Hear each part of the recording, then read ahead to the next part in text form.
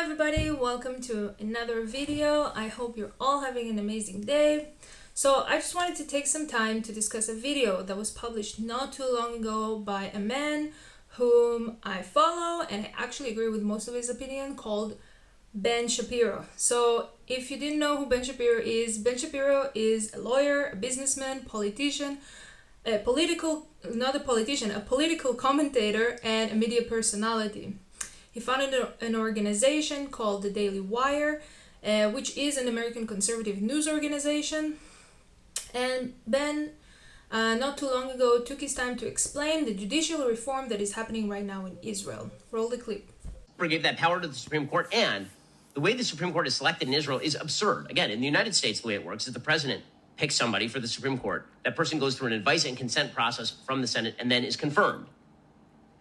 In Israel, the way Supreme Court judges are selected, they are appointed by the president of Israel, who again is not the prime minister, from a list submitted by three current Supreme Court judges. So they pick their own successors. Imagine if instead of Donald Trump being able to nominate Amy Coney Barrett and Justice Kavanaugh to the Supreme Court of the United States, imagine if instead of Gorsuch, Kavanaugh, Amy Coney, instead imagine that it had basically been Justices Kennedy, Breyer, and Souter declaring who should be the next justices on the Supreme Court. It'd be ridiculous. There are a couple of other Knesset members who are involved. Two representatives of the Israel Bar Association are involved. Can you imagine the American Bar Association nominating people for the Supreme Court of the United States? Approval requires 7 of the 9 members of the committee, which means the left-wing Supreme Court has complete veto power of whoever gets appointed.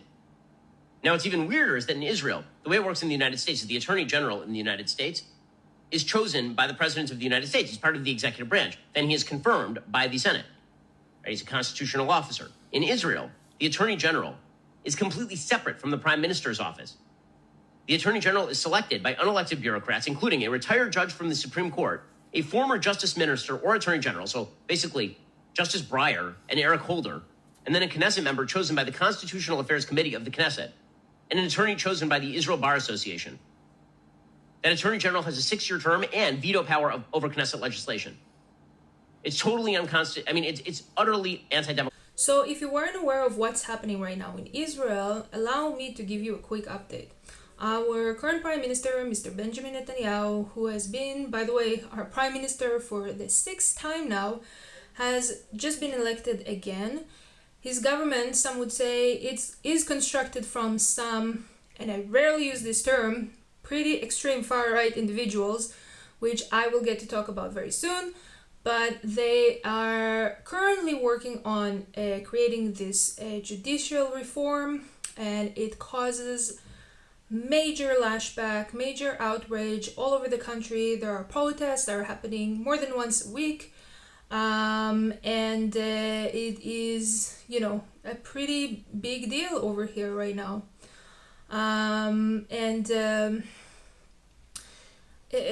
in this video, like you saw, was comparing Israel to the States and how, things are different here. And it's true, Israel, even though it's considered a Western country, it's still very different from the United States in many, many, many ways. For example, the religious aspect of the country. It would be considered as pretty extreme to some other Western countries. That's why, the reason why is because except for the area of Tel Aviv in the center, Israel is very much religious based. As a person who grew up here in Jerusalem and spent most of my childhood here as a non-religious girl, for example, there are some spots in the city, out in the public, I can't really go into. And it is only because of the way that I'm dressed. Those areas are a neighborhood of Orthodox Jews, and if a girl or a woman walks into them dressed in a way that is defined by the public over there as non-modest, and I say the public over there because let me show you for a second what is a modest lady should look like for an Orthodox Jew. It's covered. She needs to be covered head to toe. Sometimes the hair needs to be covered as well. And just a side note, Israel is a pretty hot country, so it doesn't really seem very convenient to wear plus 30 degrees, but what do I know? If you do get to go there, even if you're dressed up with a short sleeve shirt like this, you could get screamed at, get stoned, get dirty diapers thrown at you, get spit at, and that's just the mild things that can happen to you. You can actually get beat up by random people in the street or lynched at worst by a mass of people. I myself have been ridiculed and harassed as a child for the clothes that I wear, being called a slut by Orthodox Jews, and it's just overall not a very pleasant experience for a child or a woman to go through, or anybody. But this is nothing, it's just like a little example. As an adult, now looking for a home to move into with my family, I noticed that many areas around the country are considered as Shomer Shabbat, which means that if you move there, it doesn't matter if you're an Orthodox Jew or not, you have to comply to certain rules, such as not having barbecue on Saturday and so on. The issue with that is that other people who don't really have that don't really live by those rules, don't really have a say, and we're forced to follow with other people's rules. I mean, it's one thing if one person do their thing in their home and I do my thing in my own home, as long as you don't hurt anybody. But it's the coercion that bothers me, and it's getting worse and worse because statistically, Orthodox Jews have higher birth rate than the non-religious Jews, so they're bigger in numbers. They're pretty much taking over the country, but again, the problem is that they don't seem to have any respect to other people and their beliefs or their way of life, and that's where one of the problem lies.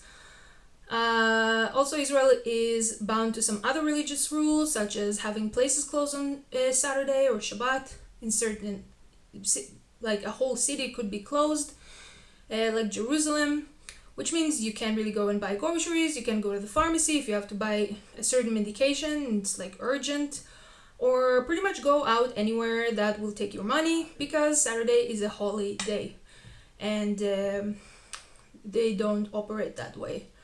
There are certain holidays that you have to celebrate, like in Passover you can't find any bread or anything that contains flour in the grocery store. I kid you not, that's like part of the holiday thing. And Yom Kippur, for example, if you're brave enough to go for a drive, you could risk getting lynched in the streets. Doesn't really matter if you're Jewish or not Jewish. And that actually happened to two Palestinians not too long ago, who actually didn't even drive. It was enough for people to just see them walking down the street, two Arabs walking down the street, to give them the right to beat them up to the point that would have been dead if they didn't run for their life, without really giving anybody reason to why, and of course nobody was arrested. Also, if you ask most of the Orthodox Jewish community why is this happening, why you think it's okay, they would probably say that it is the Jewish way and that's how everybody needs to live. They can't really maybe fathom the thought that there are people in this world who don't live the same way, or they don't really think they deserve an opinion or a say to how they live their life if they live in the Jewish state, which is extremely democratic, by the way. And that's just the religious aspect, okay? I'm not going to get into too much detail about the ongoing conflict between the Jews and the Muslims, because I'm sure you probably can't stop hearing about it anyways, but I think you get the point. Israel is very much different than other Western countries, and so is its government. Now, I'm definitely not sitting here and saying that I agree with anything that's going on with our government. If you take a second to look at my channel, you will see it for yourself. I think the government is completely corrupted, and it's just another layer, another reason why I think Ben, when he made his latest point, was very wrong about what he said. Going back to Ben, I also noticed that he really likes our current Prime Minister, Benjamin Netanyahu, for the many interviews he did with him. Roll the clip. We can do it. That sounds like a yes, we can. We came out of COVID first. I described that in my book, My Conversations with Albert Bourla of Pfizer. And I persuaded him to give tiny Israel the necessary vaccines to get us out first from the COVID. Benjamin Netanyahu, how are you? This is a freewheeling conversation. It's a freewheeling conversation. Talking about politics, Ukraine, and Russia, and how Netanyahu stood his ground against Barack Obama. We can talk about this. This is going to be fun. You don't want to miss it. It's only available on Daily Wire Plus. Join now to get access. History will not give us an unlimited provision of miracles. If we don't make it now, we'll never make it. It's all happening right here. Join us now. I also know that Ben is no stranger to Israel, and like I mentioned earlier, I like Ben Shapiro. I usually tend to agree with his opinions. However, with this specific one, I would have to badly disagree. Mr. Shapiro, if you get to watch this video, I would like to explain to you why you were wrong this time. You usually make very strong points in your debates. Allow me to make mine. In our current government, we have a majority right now of the Likud party, which is the right-wing party.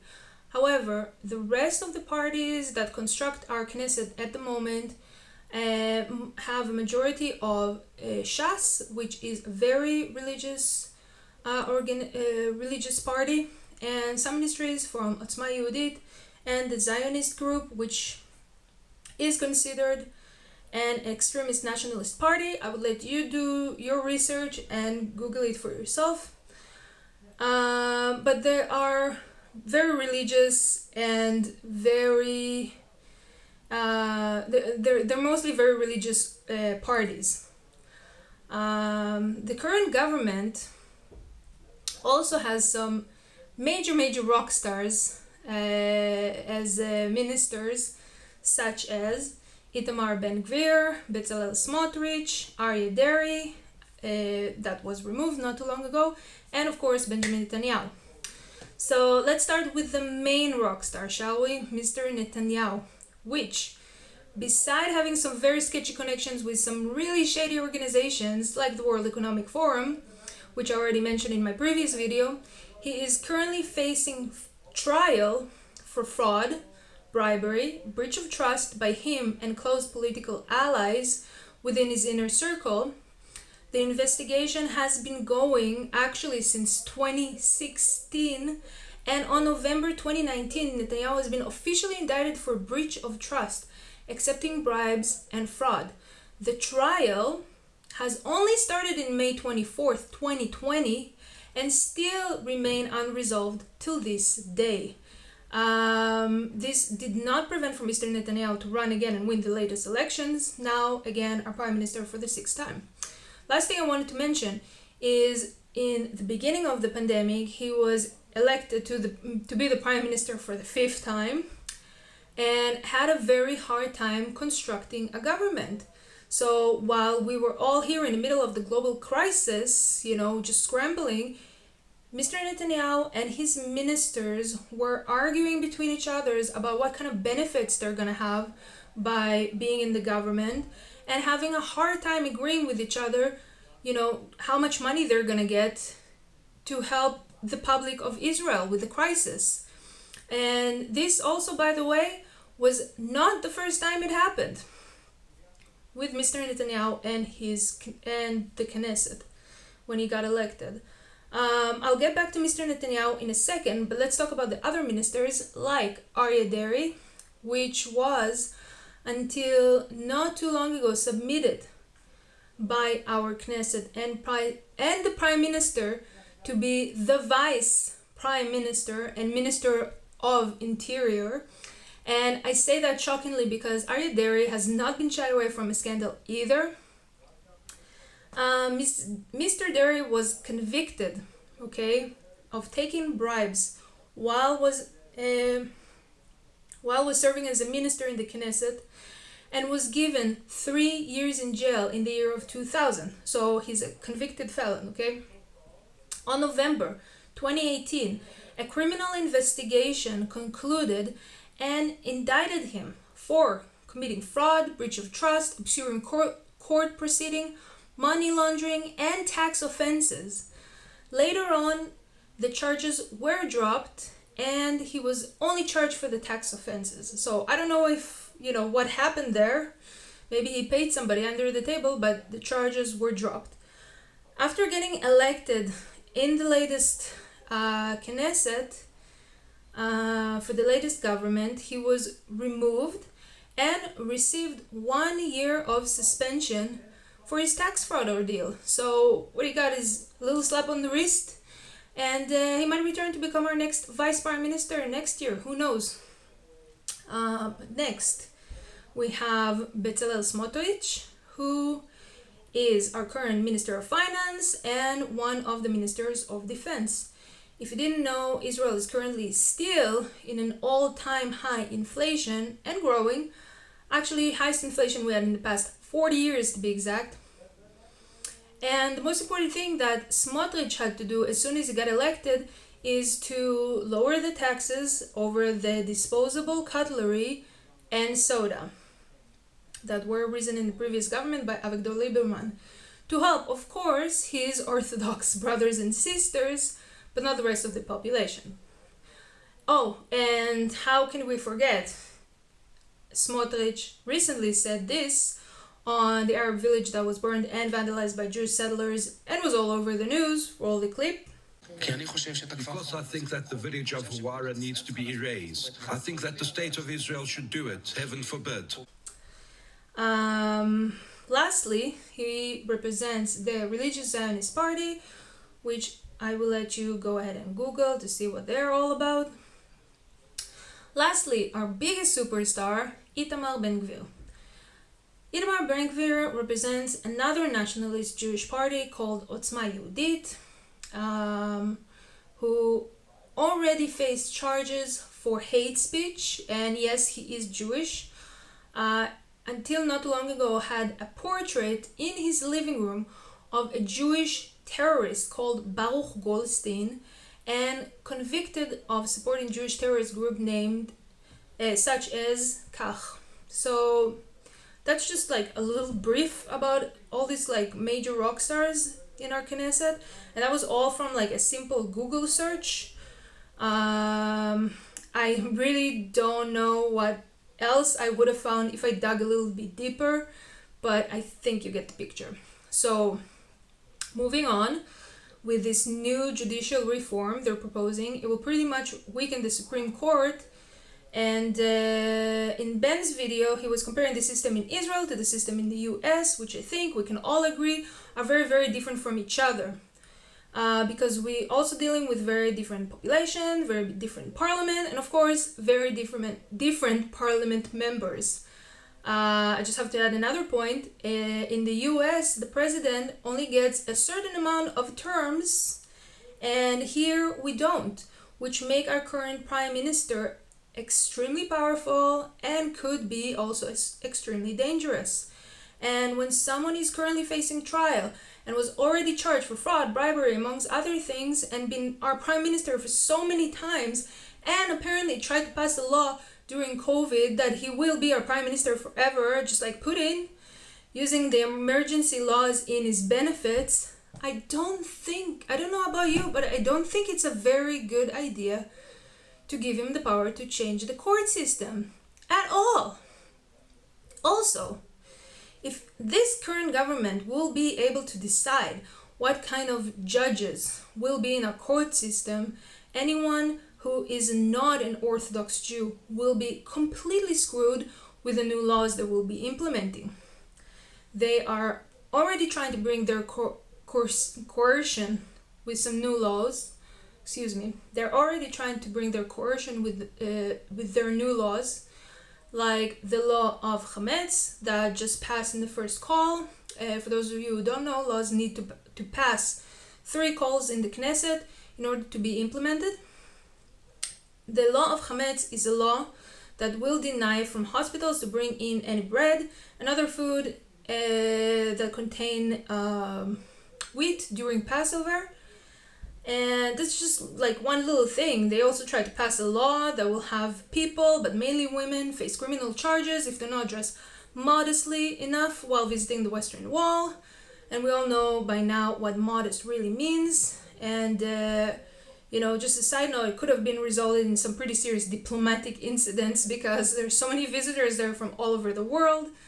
It didn't go through because it did spike a pretty big backlash from the public. And another law they tried to pass so far and failed was, I forgot the name of the law, but it was a law that will enable different professionals.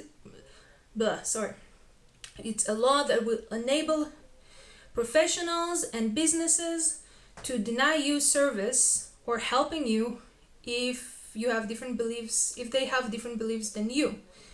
Again, it didn't go through,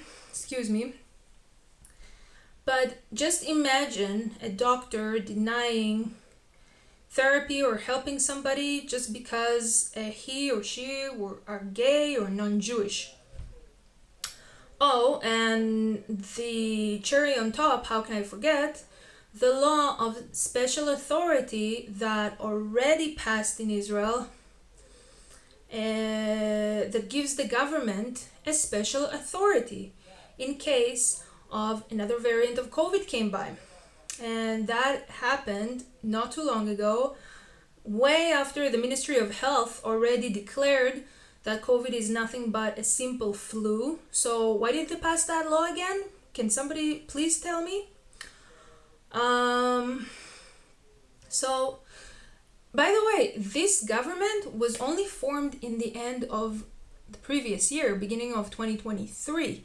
So it's only been around for 2 months and they've been causing so much ruckus. Can you imagine what kind of things can happen if that kind of government got more power over the judicial system? I sure don't want to know. Now, Ben, I saw your video where you were talking about the Great Reset. Roll the clip. When corporations do this sort of thing, they're just stealing the money. If a corporation takes shareholder dollars and uses it for whatever the CEO wishes to do, typically we would call this fraud. But this is something that has been pushed by the World Economic Forum. It's been pushed by Davos, by Klaus Schwab. Because, again, the idea here is that they know better than you and they are going to remake society. Stakeholder capitalism suggests the opposite, because you're not answerable to the people who actually own the company. Instead, you're going to get together with all the other special people over at Davos, and you're going to get in a room, and you're going to make policy, and you're going to collude, and then you're going to get together with government actors, and they're going to give you special benefits. And together, you're going to form what is sort of an economically fascist coterie to help restructure all of the world's economic systems, all of the world's social systems. Now, I say this and it sounds conspiratorial, but Klaus Schwab just says it out loud. In June 2020, in the midst of the COVID-19 crisis, Schwab penned a piece at the World Economic Forum website. It was called "Now It's Time for a Great Reset." To avoid global crisis, Schwab wrote, quote, "The world must act jointly and swiftly to revamp all aspects of our societies and economies, from education to social contracts and working conditions. Every country, from the United States to China, must participate. Every industry, from oil and gas to tech, must be transformed. In short, we need a great reset of capitalism." In fact, Schwab actually said the quiet part really out loud. He said that we should actively work to decrease economic growth. He said, quote, "We might even find we can live with such a scenario quite happily." Which sounds great to Klaus Schwab, who's living high on the hog over at Davos, but to everybody else who's struggling to pay their bills because of inflation, that the negative growth in GDP doesn't sound like a particularly wonderful idea. The idea was that government was basically going to make all the rules. There were going to be a few corporations that really benefited. These corporations were going to do extraordinarily well so long as they kissed the ring of the government in power. What is different is that this is now international. I would really like to know, what do you think about Mr. Netanyahu having this connection with the World Economic Forum and visiting it for years? Roll the clip. Mr. Prime Minister, your contribution to the Davos agenda today builds on your long-standing partnership with the forum. We have had the pleasure to have you for our annual meeting, the physical one in Davos, regularly over the past few years. And we also have launched together with your government and under your leadership a center for the fourth industrial revolution of the World Economic Forum in Israel. And you have also made huge and very important contributions to our Great Reset Dialogue series recently. How can you tell your audience that this kind of reform is good for the Israelis when there is so much evidence that shows the complete opposite? Like right now, we are getting closer than ever to become a state that looks more like a Jewish Iran, where people like me, a daughter of a Holocaust survivor, already have less rights than an Orthodox Jew and will have no say to how to live my life.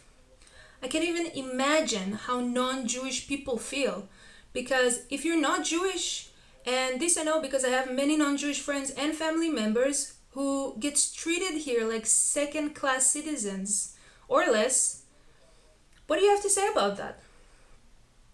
I would really love to hear your opinion. Thank you all so much for sticking to the end of this video. I know it was pretty long, a lot of points that I had to make. Please share, like, subscribe. It really helps my channel and the algorithm. Like I said, I would love to hear all your opinions in the matter. I personally love to be kind of like to hear all sides, so feel free to leave me your comments in the comment section below. And on that note, as always, choose love, and I will see you in my next video.